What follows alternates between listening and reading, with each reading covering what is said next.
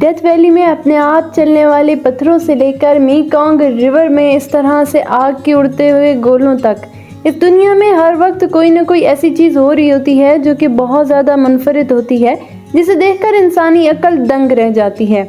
इन सारे फिनोमेना के राज जानने के लिए साइंटिस्ट ने अपनी नींदें तक उड़ा डाली। मैं वेलकम करती हूँ आप सबका अपने यूट्यूब चैनल पर। दोस्तों, इस नेचर में ऐसी बहुत सी चीज़ें हो रही होती हैं जो कि इंसानी अक्ल को दंग कर दें, जिन्हें देखकर हमारी अक्ल तस्लीम नहीं करती और हम सोचने पर मजबूर हो जाते हैं कि आखिर ये हो कैसे रहे हैं। आज इसी तरह के कुछ फिनोमेना के बारे में बात करेंगे, जिनमें से कुछ तो साइंटिस्ट को समझ आ गए हैं और अभी ऐसे बहुत से हैं जिन पर साइंटिस्ट की रिसर्च जारी है। तो फर्स्ट पर हम बात करेंगे फ्रोज़न लेक के बारे में, जो कि कनाडा के अब्राहम लेक पर मौजूद है। ये 28 किलोमीटर तक फैली हुई लेक है और जब सर्दियाँ आती हैं तो ये पूरी तरह से जम जाती है। लेकिन सबसे प्यारी बात यह है कि जब ये लेक जम जाती है तो इसके ऊपर सफ़ेद रंग के बबल नुमाया हो जाते हैं। झील के नीले पानी में ये सफ़ेद बबल बहुत खूबसूरत लगते हैं। वैसे तो ये कुदरती फिनोमिना है, लेकिन क्या आपको पता है कि अगर इस लेक के करीब आग लगाई जाए तो उससे ये पूरी लेक फट सकती है। अब आप सोच रहे होंगे कि ये बबल्स आते कैसे हैं और यहाँ आग लगाने से लेक में आग कैसे लग सकती है। दरअसल बात यह है कि ये जो बबल्स होते हैं ये मीथेन गैस के बबल हैं, जो कि पानी में मौजूद मुर्दा पौधों और मुर्दा जानवरों में से निकलती है। जब सर्दियों में ये लेक जम जाती है तो ये बबल्स भी इसके साथ ही जम जाते हैं और शायद आपको इस बात का अंदाज़ा हो कि मीथेन गैस आग पकड़ती है। तो अगर यहाँ पर किसी ने एक चिंगारी भी लगा दी तो हो सकता है कि ये सारे के सारे बबल आग पकड़ लें। यही वजह है कि ये लेक जितनी खूबसूरत है उतनी ही ख़तरनाक भी। नंबर 2 पर हम बात करेंगे सेलिंग स्टोन्स के बारे में, जो कि डेथ वैली में मौजूद हैं। दरअसल यहाँ पर एक अजीबोगरीब किस्म का फिनोमेना हुआ जिसे लोगों ने नोटिस किया। उन्होंने देखा कि वैली की बॉटम में कुछ पत्थर हैं जिनके पीछे कुछ अजीब सा ट्रैक या ट्रायल मौजूद है, जिससे ऐसा लगता है कि कोई इन बड़े बड़े पत्थरों को घसीटते हुए यहाँ तक लाया है। दरअसल लोगों की हैरानगी तब ज़्यादा बढ़ी जब उन्होंने देखा कि यहाँ पे मौजूद जो पत्थर हैं उनका वज़न 300 किलोग्राम तक है। इतने भारी पत्थर जिन्हें कोई आम इंसान हिला नहीं सकता, उन्हें किस तरह से घसीट कर लेकर लाया, क्योंकि ये जो ज़मीन है ये एक लेवल की है, यानी इसकी जो सतह है वो बिल्कुल एक जैसी है। तो ये किसी एक इंसान के बस की बात नहीं कि वो इतने भारी भरकम पत्थर को घसीट कर लाए।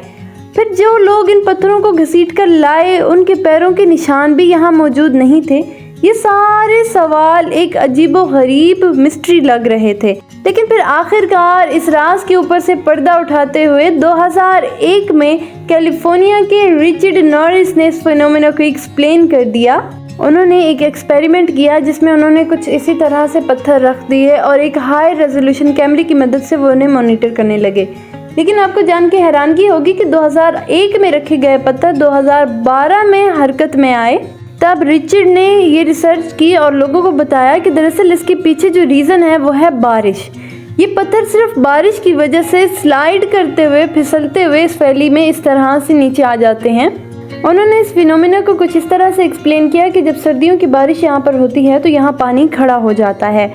उस पानी के ऊपर सर्दियों की रातों में बर्फ़ जम जाती है, क्योंकि बर्फ़ का वज़न पत्थर से ज़्यादा होता है और तेज़ चलने वाली हवाओं की वजह से ये पत्थर जो है वो उस बर्फ़ के ऊपर फिसलना शुरू कर देते हैं।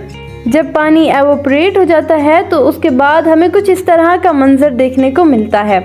अब हम बात करेंगे हिडन बीच के बारे में। मेक्सिको के समंदर से 7 किलोमीटर दूर एक जजीरा है जो कि बहुत ज़्यादा खूबसूरत है, लेकिन ये आइलैंड अपनी खूबसूरती की वजह से नहीं बल्कि यहाँ पे मौजूद हिडन बीच की वजह से मशहूर है। जहाँ पर बीचेस पर खुला आसमान रेत होती है, वहीं पर ये बीच ज़मीन के बीचों बीच मौजूद है।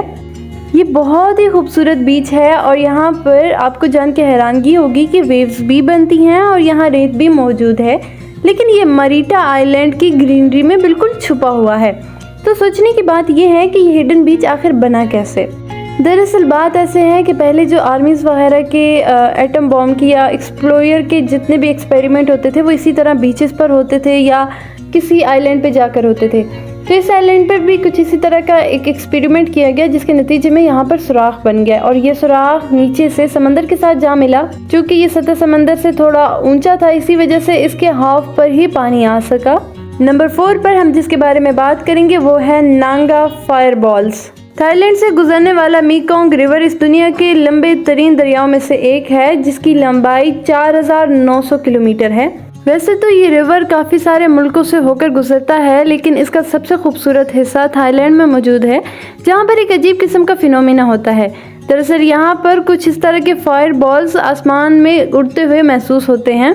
दरअसल ये सिर्फ अक्टूबर की एक रात को ही देखने को मिलते हैं और ये चंद सेकंड के लिए आसमान में नजर आते हैं, फिर गायब हो जाते हैं। इनका साइज मुख्तलिफ किस्म का होता है, कुछ बास्केटबॉल जितने बड़े होते हैं और कुछ बिल्कुल छोटे छोटे से होते हैं। दरअसल ये बॉल्स एक खास त्यौहार की रात को ही नजर आते हैं, तो यहाँ के लोगों का मानना ये है कि एक देव है जो कि इस रात को एक सेलिब्रेशन करता है, जिसके नतीजे में ये फायर बॉल्स पैदा होते हैं।